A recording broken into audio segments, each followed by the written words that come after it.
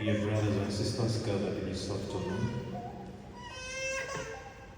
what if we all loved one another? At least us, the Christians. What if we all preached love?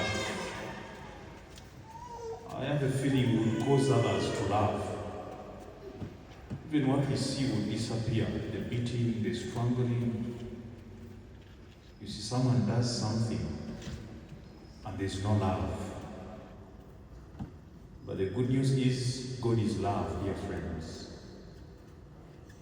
The readings of today, they bring us to the very heart of our faith with that simple but demanding truth that God is love. Katonda kwagala. St. John in the first reading tells us clearly that love is not an option. It's not an option to love. We ought to love. It's very unfortunate that sometimes we love attaching conditions to the love. I love you because. There is a because. But God purely loved us without any condition. To this extent, getting nailed on the cross. What hanged Jesus on the cross was not the nails. It was love. For God loved us so much that He sent His only begotten Son to save us, you and me. St. John is asking us to love. Love is not an option. Love is not a feeling that we choose when it's convenient. But love is a calling. It's a calling that flows from God Himself.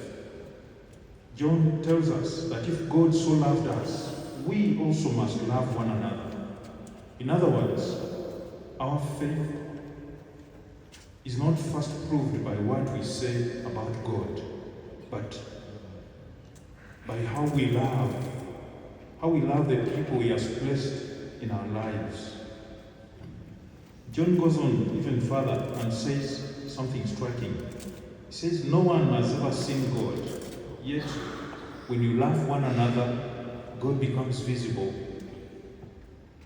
Every act of patience, every act of forgiveness, generosity and compassion makes God present in a world that often feels cold, in a world that often feels divided and afraid.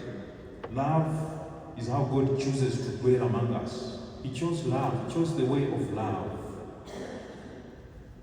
But if He chose love to dwell among us, we have failed God if we fail to love.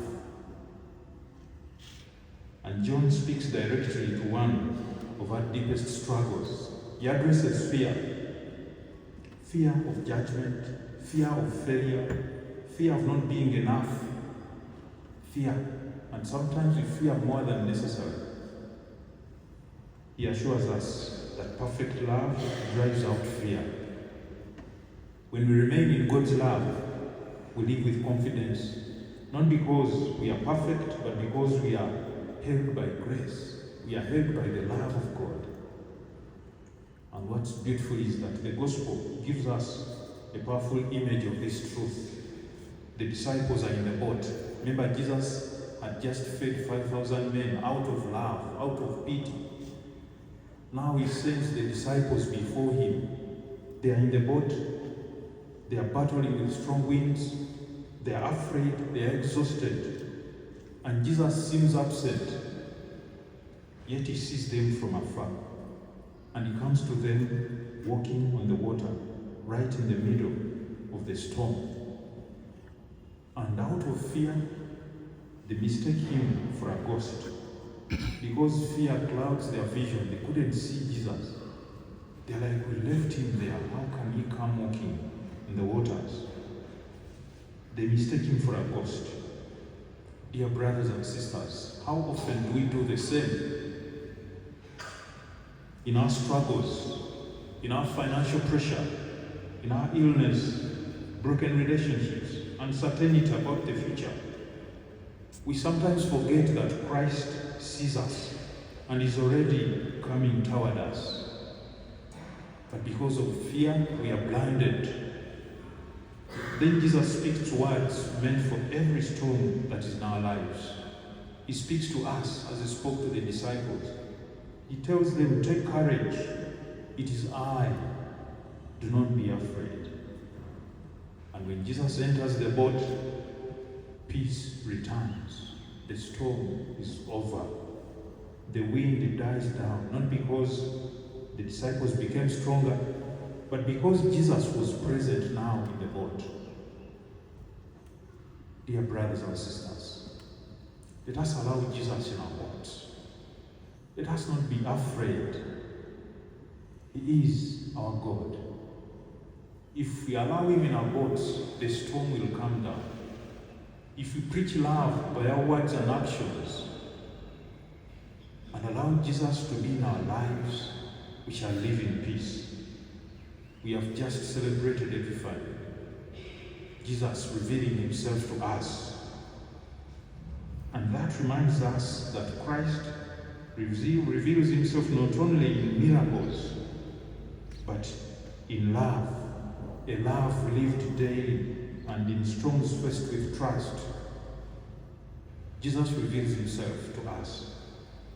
So if we allow his love to dwell in us, fear will lose its power. And our lives will become a testimony that God is truly among his people. So may we love as he loves. May we trust as he invites us to trust. And may we hear his voice today saying, do not be afraid. It is I, your God. I will save you. I will deliver you. Be at peace. Be in love. Do not be afraid. May the Lord grant us the love and the trust we desire to be his perfect disciples.